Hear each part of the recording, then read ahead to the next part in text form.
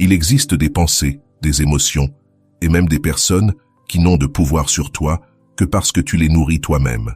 Aujourd'hui, tu vas découvrir l'art bouddhiste de cesser de leur donner ton énergie. Tu apprendras comment couper la rumination en 1 minute, comment arrêter de nourrir l'anxiété et comment te détacher de certains liens toxiques sans pour autant endurcir ton cœur. Parce que tout ce que tu n'alimentes pas perd de sa force. Et lorsque tu apprends à lâcher prise, ce qui entre dans ta vie, c'est la paix, le feu et la lénia. Pourquoi tes problèmes grandissent quand tu les nourris? Imaginez un feu allumé au milieu de la nuit. Si tu ajoutes du bois, il grandit, brûle et s'étend. Mais si tu cesses de l'alimenter, il finit par s'éteindre. C'est exactement ainsi que fonctionnent tes pensées, tes émotions et même certaines de tes relations. Elles n'ont pas de vie propre, elles dépendent de l'énergie que tu leur donnes. Ce qui te consume aujourd'hui n'est pas seulement ce qui s'est passé, mais aussi tout ce que tu continues d'y ajouter avec ton attention, ta peur, ta colère ou ton souvenir constant. Le bouddhisme enseigne que la souffrance ne vient pas toujours de ce qui arrive, mais de la manière dont nous l'alimentons ensuite. Une parole peut blesser quelques secondes, mais si tu la retournes dans ta tête pendant des heures, elle devient un incendie. Un souvenir peut t'attrister un instant, mais si tu le répètes chaque jour, il devient une condamnation. Une relation peut être difficile, mais si tu continues à lui donner ton énergie alors qu'elle n'a plus de sens, ce que tu maintiens vivant, ce n'est pas le lien, c'est ta propre blessure. Alors je te pose une question. Qu'est-ce que tu nourris sans même t'en rendre compte? Un souvenir, une émotion, une personne. Peut-être le sais-tu déjà, ou peut-être le découvriras-tu en avançant dans cette réflexion. Mais retiens bien ceci. Tout ne mérite pas ton bois. Tu ne peux pas toujours empêcher quelqu'un d'allumer une étincelle dans ta vie, mais tu peux toujours décider de ne pas l'alimenter. Et ce pouvoir, tu l'as déjà, même si parfois tu l'oublies. Ce que tu alimentes dans ton esprit devient ton monde. Ton esprit est comme un jardin. Ce que tu plantes et arroses grandit, et ce que tu ignores se fane. Le problème, c'est que bien souvent tu arroses les mauvaises graines. Au lieu d'alimenter des pensées qui te renforcent, tu nourris celles qui te consument. C'est comme arroser chaque jour une mauvaise herbe en croyant que c'est une fleur. Dans le bouddhisme, on dit que l'esprit crée le monde. Non pas parce que la réalité disparaît, mais parce que la manière dont tu l'interprètes détermine la manière dont tu la vis. Si tu nourris des pensées de peur, ton monde devient dangereux. Si tu nourris des pensées de rancune, tout semble injuste. Si tu nourris des pensées de manque, même dans l'abondance, tu ressentiras la pénurie. Avant de continuer, si tu n'es pas encore abonné à ma chaîne YouTube, je t'invite à le faire dès maintenant. En t'abonnant, tu seras informé de toutes mes nouvelles vidéos, ce qui te permettra de ne rien manquer de contenu précieux. Ton monde extérieur ne change pas, mais ton expérience intérieure se transforme en prison. Souviens-toi de cette nuit où tu n'arrivais pas à dormir pour une petite préoccupation. En elle-même, cette situation n'avait pas tant de poids, mais ton esprit l'a répétée encore et encore comme un écho, jusqu'à la transformer en tempête. Et pourtant, le lendemain, tu t'aperçois qu'elle était insignifiante. Le problème n'était pas la situation, mais l'attention que tu lui avais donnée. C'est la même chose avec l'anxiété. Elle ne survit pas seule, elle a besoin de toi pour être nourrie de questions. Et si ça se passe mal? Et si je me trompe? Et si rien ne marche? Chaque question est un morceau de bois jeté dans le feu. Plus tu alimentes ce feu, plus il s'agrandit. Alors je te repose la question. Qu'es-tu en train de nourrir dans ton esprit? Un souvenir inutile, une émotion toxique, une personne qui n'est plus là? Parce que tout ce que tu nourris grandit. Et si c'est la douleur qui grandit, c'est parce que tu la soutiens toi-même. Mais dès que tu choisis de ne plus alimenter ce qui te fait souffrir, quelque chose de surprenant se produit. Cela s'affaiblit. Comme une conversation qui cesse de se répéter. Comme un souvenir que tu n'alimentes plus chaque jour. Comme une émotion que tu n'entretiens plus avec ta résistance. Tout ce qui vit dans ton esprit a besoin de ton attention pour survivre. Quand tu ne la lui donnes plus, il perd sa force. Comment arrêter d'alimenter la rumination? La rumination est comme un disque rayé. La même scène, la même phrase, le même doute reviennent sans cesse. Peu importe que ce soit passé ou même que ça n'existe pas encore, ton esprit le revit comme si c'était présent. Et plus tu le répètes, plus tu le renforces. Tu ne rumines pas pour en profiter, tu rumines pour chercher une sortie. Mais cette sortie ne vient jamais, parce que ce que tu fais n'est pas résoudre, c'est alimenter. Le bouddhisme dit que l'esprit est comme un singe agité, sautant de branche en branche. Si tu cours derrière lui, tu ne l'attrapes jamais. Mais si tu restes immobile et que tu l'observes, il finit par se calmer. C'est exactement la même chose avec la rumination. Plus tu essaies de la combattre de force, plus tu la renforces. La clé n'est pas de lutter, mais de cesser de l'alimenter. Je veux te proposer un exercice simple. Lorsque tu remarques que ton esprit est piégé dans une boucle, fais une pause. Respire profondément. Inspire par le nez en comptant jusqu'à 3, puis expire en comptant jusqu'à 5. Pendant l'expiration, répète en silence. Je lâche cette pensée, je n'en ai pas besoin maintenant. Répète 3 fois. Ce simple geste coupe le rythme du cercle et crée un espace de clarté. Peut-être que la pensée reviendra, mais chaque fois que tu pratiques, elle s'affaiblit. Ce qui était un incendie se transforme alors en simple étincelle. Une autre pratique puissante consiste à nommer ce que tu penses. Au lieu de suivre le récit de ton esprit, dis à voix basse, « Ceci est une inquiétude. Ceci est de la culpabilité. Ceci est de la peur. » En le nommant, tu le sépares de toi. Tu n'es plus l'inquiétude. Tu es celui qui observe l'inquiétude. Et ce simple changement, c'est comme retirer un morceau de bois que tu t'apprêtais à jeter dans le feu. Alors je te demande une dernière fois, qu'es-tu en train de nourrir sans le savoir? Un souvenir qui te vole le sommeil? Une émotion qui t'emprisonne? Une personne qui ne fait plus partie de ton chemin? Souviens-toi, chaque fois que tu choisis de lâcher une pensée, tu choisis la liberté. La personne répond tout de suite, n'est-ce pas? Mais le problème ne disparaît pas pour autant. Ce qui change, c'est que tu ne donnes plus ton énergie à un scénario inventé. Ta paix ne dépend plus de ce que fait l'autre, mais de ce que tu décides d'alimenter à l'intérieur de toi. La rumination va toujours tenter de revenir, car c'est l'habitude d'un esprit anxieux. Mais chaque fois que tu l'interromps par la respiration, par le fait de nommer ce que tu penses, ou en répétant une phrase ancre, tu la prives de nourriture. Et ce que tu n'alimentes pas s'éteint peu à peu. Alors, la prochaine fois que tu sens ton esprit tourner en rond, ne te demande pas comment l'arrêter. Demande-toi plutôt, veux-tu continuer à jeter du bois dans ce feu ou veux-tu le laisser s'éteindre? Cette seule question suffit à changer la direction de ton énergie. Ne pas nourrir la colère. Répondre sans rester piégé. La colère est l'un des feux qui grandit le plus vite quand tu l'alimentes. Il suffit d'une étincelle pour que tout s'enflamme.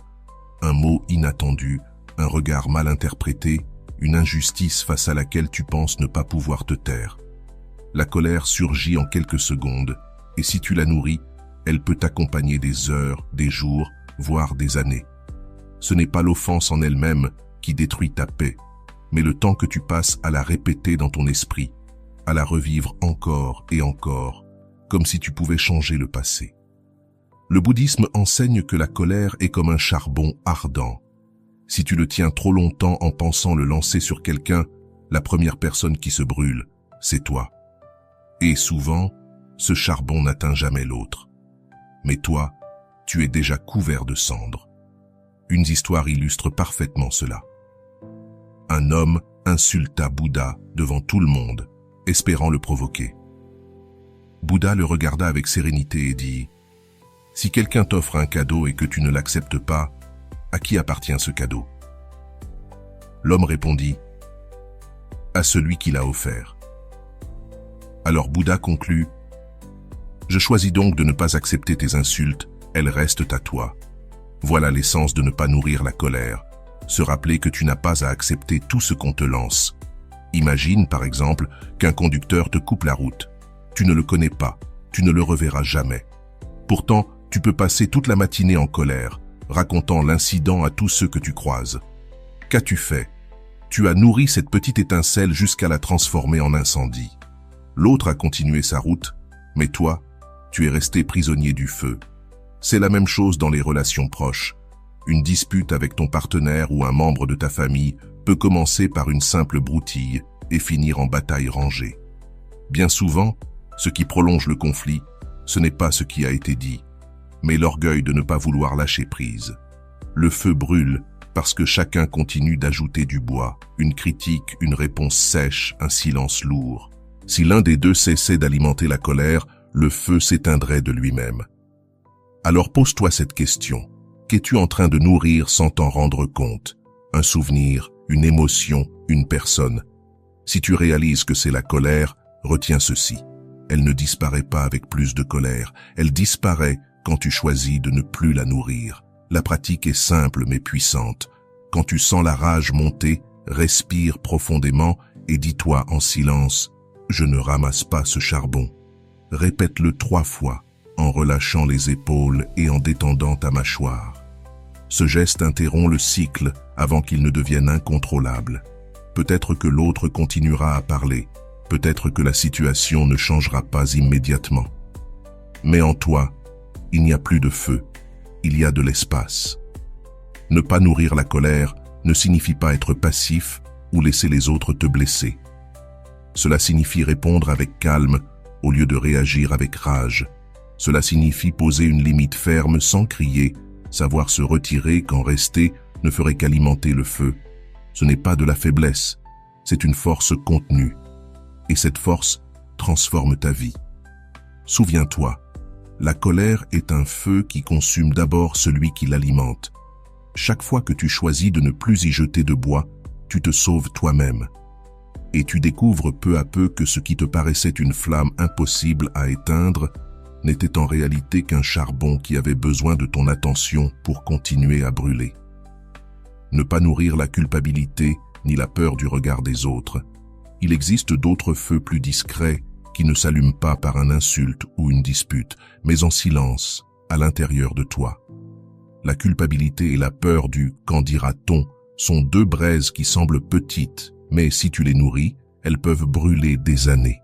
Elles ne font pas de bruit comme la colère, mais elles te consument lentement, comme un incendie souterrain.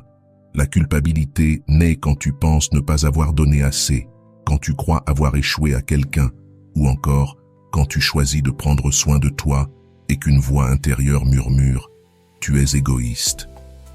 La peur du regard des autres, elle, vient de la même racine. La peur de ne pas être accepté, de ne pas être à la hauteur de leurs attentes.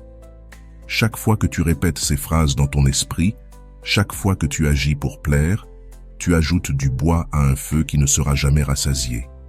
Le bouddhisme enseigne que la véritable compassion commence toujours par soi-même.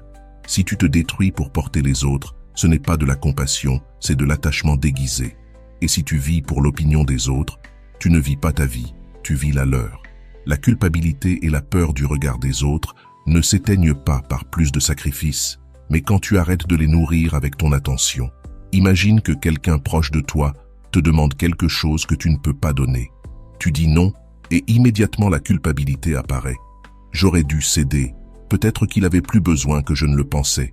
Cette culpabilité est une étincelle. Si tu la répètes sans cesse, elle devient incendie. Mais si tu respires et te dis « j'ai mis une limite parce que je me respecte aussi », l'étincelle meurt là, car tu ne l'as pas nourrie. Avec la peur du regard des autres, c'est pareil. Pense au nombre de fois où tu as agi, non pas parce que tu le voulais, mais parce que tu craignais ce qu'on penserait de toi. Tu as publié quelque chose, pris une décision. Tu t'es tu, uniquement pour protéger ton image. Chacun de ces gestes est un tronc jeté dans le feu. Et à la fin, tu ne vivais plus ta vie, mais celle des autres. Le jour où tu choisis d'agir selon ta propre vérité, ce feu s'affaiblit. Car l'opinion des autres ne brûle que dans ton esprit, si toi tu l'alimentes. Alors pose-toi la question. Qu'es-tu en train de nourrir sans le savoir? Une pensée, une émotion, une personne? Si tu vois que c'est surtout la culpabilité ou la peur du jugement, alors cette leçon est pour toi. Demande-toi, ce que je pense maintenant m'approche-t-il de la paix ou m'en éloigne-t-il? Si cela t'en éloigne, ne l'alimente plus. Fais un exercice simple. Chaque fois que la culpabilité surgit, répète en silence « Je choisis la paix, pas l'égoïsme ». Chaque fois que la peur du regard des autres apparaît, dis-toi « Je n'ai pas besoin d'approbation, j'ai besoin de cohérence ». Ces phrases sont comme des seaux d'eau sur le feu. Elles ne l'éteignent pas d'un coup, mais avec constance, la flamme perd sa force. Rappelle-toi que la culpabilité et le jugement des autres ne sont pas des ennemis extérieurs, mais des incendies intérieurs. Et leur seul combustible, c'est ton attention. Si tu cesses de les nourrir, tu verras qu'ils s'éteindront peu à peu. Et à l'endroit où brûlait le doute, commencera à pousser une certitude. Ta vie ne peut être vécue qu'à partir de ta vérité et non de la voix des autres. Cessez de nourrir les relations qui drainent ton énergie. Il y a aussi des relations qui, au lieu de t'apporter du calme, te consument. Certaines personnes, consciemment ou non, deviennent un feu permanent dans ta vie. Et au lieu de t'éloigner, tu continues d'y jeter du bois. Plus d'attention, plus d'énergie, plus d'efforts pour changer ce qui ne veut pas changer. Le résultat est toujours le même. Tu finis vidé. Le bouddhisme enseigne que l'attachement n'est pas de l'amour, mais de la peur. La peur de perdre, la peur d'être seul, la peur de ne pas être assez. Et lorsque tu agis depuis cette peur, tu continues à alimenter des liens qui ne te nourrissent plus. Tu restes là parce que tu crois qu'un jour il ou elle changera, que ton effort suffira, que ton sacrifice fera la différence. Mais la vérité est tout autre. Aucune relation saine ne devrait exiger ta paix comme prix à payer. Imagine que tu tiens un bol d'eau. Chaque jour, quelqu'un vient y jeter une poignée de cendres. L'eau se trouble. Toi, au lieu de protéger le bol, tu l'agites et tu essaies de nettoyer avec tes mains. Mais le seul résultat, c'est que tu finis par te salir toi aussi. Voilà ce qui se produit quand tu insistes pour maintenir une relation qui épuise ton énergie. Ce n'est pas que tu ne tiens pas à cette personne, c'est que tu as oublié de t'aimer toi-même.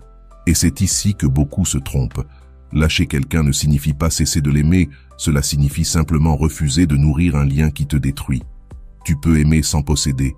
Tu peux être reconnaissant pour ce qui a été partagé et accepter que le chemin ait changé de direction. Le feu de cette relation peut s'éteindre dans ta vie sans que ton cœur ne s'endurcisse. En réalité, ta maturité se mesure au fait que tu sois capable de laisser partir sans haine. Parfois, ce que tu continues à nourrir n'est pas une personne, mais une relation déjà brisée, un souvenir constant de quelqu'un qui n'est plus là. Chaque message que tu relis, chaque mémoire que tu ravives, est un morceau de bois de plus jeté au feu. Et pendant ce temps, la vie t'offre de nouvelles possibilités que tu ne vois pas parce que ton énergie est piégée dans le passé. Il ne s'agit pas d'oublier, il s'agit de cesser de nourrir ce qui a déjà accompli son cycle. Alors pose-toi la question, à qui continues-tu de donner ton bois? Qui soutiens-tu de ton énergie alors qu'il ou elle ne te soutient plus? Il ne s'agit pas de couper les liens brutalement, mais de reconnaître quelles relations sont des braises vivantes qui réchauffent ta vie et lesquelles sont des incendies qui ne font que te consumer. Un exercice simple peut t'aider.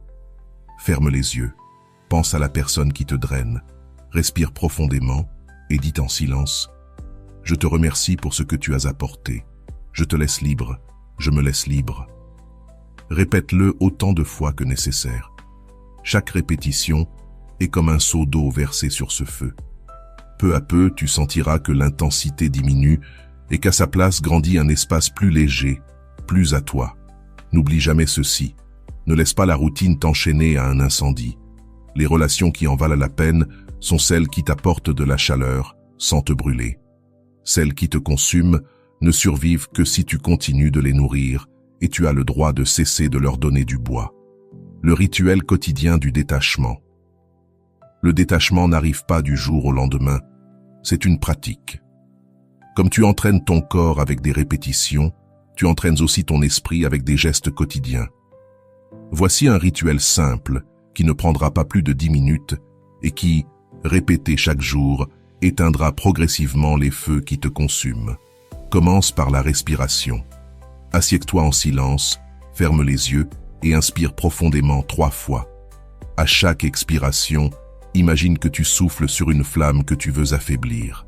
Elle ne s'éteint pas d'un coup, mais avec chaque souffle, elle perd de sa force. Pense à ce qui occupe le plus ton esprit. Une préoccupation, une culpabilité, une personne que tu n'arrives pas à lâcher. Chaque respiration devient alors un rappel. Cela aussi perd de la force quand j'arrête de le nourrir. Le deuxième pas est l'écriture. Prends une feuille et divise-la en 2 colonnes. Dans la première, écris 3 choses que tu vas nourrir aujourd'hui. Peut-être ta santé, un projet, une relation qui t'apporte de la sérénité. Dans la seconde, note 3 choses que tu ne nourriras pas. Une inquiétude, une émotion négative, une personne, un souvenir. Pas besoin de longues explications, un mot ou une phrase suffit. Cette feuille est une carte. Ici, je mets mon bois. Ici, je ne le mets pas. Le troisième pas est un geste physique de libération. Tu peux froisser la feuille où tu as écrit ce que tu ne nourriras plus et la mettre de côté, symbole que tu ne l'emporteras pas avec toi. Ou bien, tu peux la brûler et regarder le papier se transformer en cendre. Ce geste envoie un message puissant à ton inconscient. Je n'ajouterai plus de bois à ce qui m'enlève la paix. Enfin, termine par la gratitude. Pense à quelque chose que tu as déjà aujourd'hui, quelque chose que tu négliges souvent. Un toit, une oreille attentive, ta respiration. Remercier, c'est allumer un autre type de feu, un feu doux qui éclaire au lieu de détruire. Et plus tu l'alimentes, plus il grandit. Ce rituel est simple, mais sa régularité change une vie. Parce qu'à chaque respiration, chaque mot écrit, chaque geste de libération, ton esprit apprend une nouvelle habitude. Cesser de donner de l'énergie à ceux qui ne la méritent pas. Au début, ce sera difficile. Ton esprit reviendra sans cesse à l'ancien. Mais avec le temps, tu verras ces feux s'éteindre d'eux-mêmes parce que tu as cessé de les nourrir. Les récompenses de ne plus nourrir ce qui te fait du mal. Quand tu arrêtes de nourrir ce qui te détruit, la première récompense est la légèreté. Tu ressens comme un allègement intérieur, comme si tu avais porté un sac trop lourd et que tu venais enfin de le poser. Ce n'est pas que les problèmes disparaissent, mais tu ne les portes plus de la même façon. La deuxième récompense, c'est la clarté. Ton esprit cesse d'être brouillé par des pensées répétitives et voit enfin avec netteté. Ce qui paraissait avant être un dilemme insurmontable devient soudain évident. Ceci dépend de moi, ceci non. Vient ensuite la sérénité au milieu du chaos. Le monde continue d'être bruyant, les gens ont toujours leurs histoires, mais toi, tu ne réagis plus de la même manière. Là où il y aurait eu une dispute, il y a maintenant un silence ferme. Là où il y aurait eu un nœud dans ton estomac, il y a désormais une respiration profonde. Et puis apparaît la gratitude. Tu commences à remercier pour ce que tu as, au lieu de t'obséder sur ce qui te manque. Tu es reconnaissant envers ceux qui restent, mais aussi envers ceux qui s'en vont, car tu comprends que chacun a joué un rôle sur ton chemin. Enfin, la plus grande récompense est la liberté. Parce que chaque fois que tu choisis de ne pas nourrir une pensée, une émotion ou une relation qui te nuit, tu récupères un peu plus de ton pouvoir. Un jour, tu comprends alors ceci. Rien d'extérieur n'a de contrôle sur toi, sauf ce que toi tu décides de soutenir. Alors je te repose la question, qu'est-ce que tu continues à nourrir sans t'en rendre compte? Un souvenir, une colère, une personne qui ne fait plus partie de ta vie. Peu importe ce que c'est, tu sais désormais que tu n'as plus besoin de lui donner ton bois, car tout ce que tu cesses de nourrir perd de sa force. Et quand tu décides d'éteindre ces feux, ce qui reste, c'est un espace clair et pur où peut grandir la paix, la clarté et la vie que tu veux vraiment vivre. C'est ça, la plus belle des récompenses. Découvrir que ta paix a toujours été en toi, attendant que tu cesses d'alimenter ce qui l'étouffait. Si ce message t'a apporté de la valeur, partage-le avec quelqu'un qui en a besoin. Abonne-toi pour continuer à recevoir ces enseignements et écris-moi en commentaire ce que tu as décidé d'arrêter de nourrir à partir d'aujourd'hui. Souviens-toi toujours, tout perd de sa force quand tu arrêtes de lui donner ton attention. Et ce que tu choisis de nourrir avec calme et gratitude grandit.